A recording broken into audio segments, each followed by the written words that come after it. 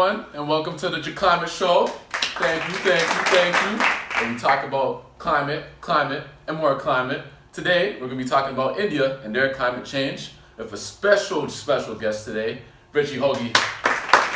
Let's go, everybody. Told you, bro. It's a pleasure to be on the show. Good to see you. Man, anytime. All right, Richie, could you tell us a little bit more about India's current position on international climate change agreements, please? Well, bro, that's a great question because India is part of so many different global climate change agreements. To start, they ratified the Paris Agreement and are still a member today. They're also part of the Kyoto Protocol, and they have been since the start for a while now. It's a really big climate change agreement. India also wrote last year to the UN's Climate Secretary, agreeing to be listed as one of the parties part of the Cohegan Accord, which is another climate change agreement globally. And their leader, Narendra Modi, has committed that by 2030, at least 40% of the country's electricity will be generated from non-fossil fuel resources. And that's something that they agreed with the UN, that they're hoping to get other countries to agree to as well. So that's kind of something they're starting. And they're taking initiative in these climate change agreements, which is really good. That's amazing.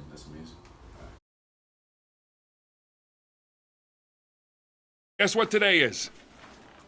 It's hump day. Ronnie, how happy are folks who save hundreds of dollars switching to Geico? I'd say happier than a camel on Wednesday. Hump day! Get happy. Get Geico. 15 minutes could save you 15% or more. Welcome back to the Climate Show. We have a new guest here. Welcome him, everybody. Skylar Lev. Welcome. Nice one. Pleasure to meet you. Pleasure to meet you.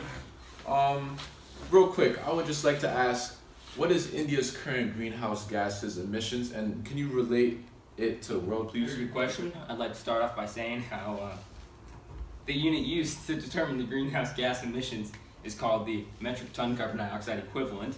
And so now knowing that, India's current total greenhouse gas emissions, excluding land use as of 2012, consist of about 3,013 metric ton carbon dioxide equivalent. And India's current total greenhouse gas emissions. Now, India's current total greenhouse gas emissions, including land use, as of 2012, consist of about 2,887 metric ton carbon dioxide equivalent. And we can really see that what they're doing with their deforestation is reducing their greenhouse gas emissions. And so now, relating it to the world, India represents about 6.56% of the world's total greenhouse gas emissions. Wow. But it's a pleasure being on the show. And appreciate your time. Thank you, everybody. Round of applause.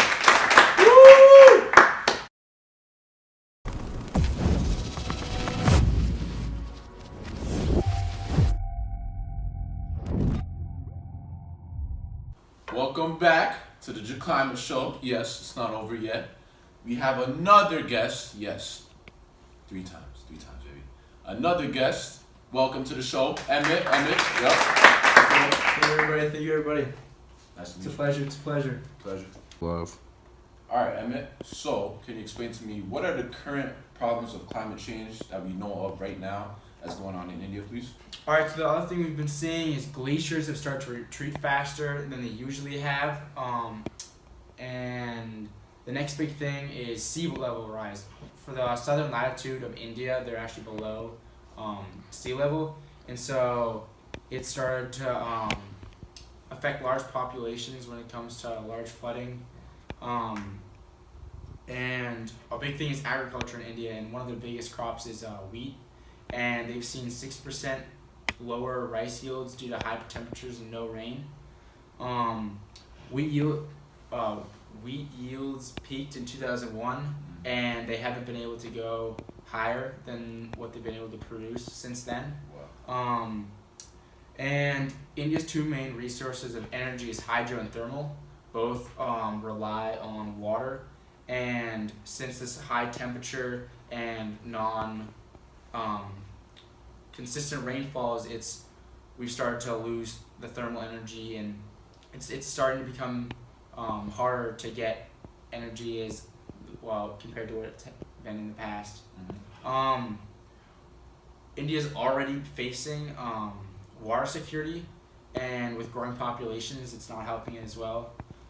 They've started to see other diseases such as malaria and vector-borne diseases, which is just a terrible problem, and hopefully in the future we can fix that. So now that we know about what is going on in India, can you tell us more about what could happen now? Yeah, so what could happen is that there's going to be more frequent hot spells, 4 degrees Celsius warmer temperatures in the southern part of India, which is going to have a large impact on agriculture. Unpredictable monsoons could lead to major droughts or major flooding. Drier years are supposed to happen in the north coast and the southeast coastal region. They're supposed to get more rain and hotter temperatures than usual. Crop yields are actually supposed to drop significantly. Falling water tables, which is going to affect the energy sources that we talked about. And those are the main things that what could happen in our future for India. Alright, so ladies and gentlemen, this is my segment, my own segment, thank you, of the show, where I did my own research about current actions and policies from the country of India that are designed to mitigate and or adapt to climate change. Alright, policies contributing to climate mitigation are India actually in June of 2008 released India's first national action plan on climate change, which identified 8 national missions running through 2017, which is a 5-year plan from 2012 to 2017. In May of 2014, the Prime Minister also renamed the Environment Ministry and renamed it to the Ministry of Environment. Followed by that, the newly reconstituted Prime Minister's Council on Climate Change launched new initiatives on wind energy, coastal zone management, health, and waste-to-energy. Lastly, India's National Mission for Enhanced Energy Efficiency implements the Perform, Achieve, and Trade, aka PAT, mechanism covering the country's largest industrial and power generation facilities. Alright, so Skylar, can you please explain any planned actions or policies from the country of India that are designed to mitigate and or adapt to climate change, please? Yeah, so there's several plans of action that are going to be occurring in the next couple of years, but right now we have the National Action Plan on Climate Change, the NAPCC, which helps India adapt to climate change, and it was first created on June 30th, 2008, and then almost 1 year after it was announced, we started seeing a good amount of changes, but it runs through 2017, and so one example of this is the NAPCC recommends mandating specific energy consumption decreases in large energy consuming industries.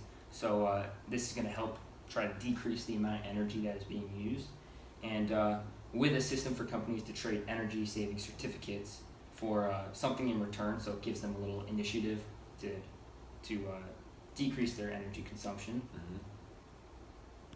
So now, you know how the NAPC also aims at promoting energy efficiency. So what they're doing right now is strengthening the enforcement of automotive fuel economy standards and using price measures to encourage the purchase of efficient vehicles and initiatives for the use of public transportation. The NAPCC aims to support climate change and adaptation in agriculture through the development of climate-resistant crops, expansion of weather insurance mechanisms, and agriculture practices. Fantastic. Alright, so Richie, can you please give me an assessment on whether or not you feel your country of India is doing a great enough job to mitigate or adapt to the climate change going on right now? Jabril, overall, I think that they're doing a phenomenal job. They're part of many global climate change treaties, as I had spoken about before. They've also set many goals to reduce emissions by certain time periods, and certainly they're seeing the effects of it, similar to many of the things Emmett was talking about. And if they want to get rid of those negative effects of their poor emissions, they're going to have to fix the things that they're doing wrong, which they're certainly doing because of the treaties and because of the goals they set. So I see good things for India in the future as far as climate change goes. Wonderful, wonderful. It's February, Alright, we good? Ready? Alright, so next time on the Climate Show, even though it's February right now, I'm thinking about summer. I'm ready for summer. You know what I'm saying? All the sundresses, the bikinis, you know what I'm saying? I'm ready. So we're going to be talking about summer weather, baby. The weather, baby. Holla at me. Let's go.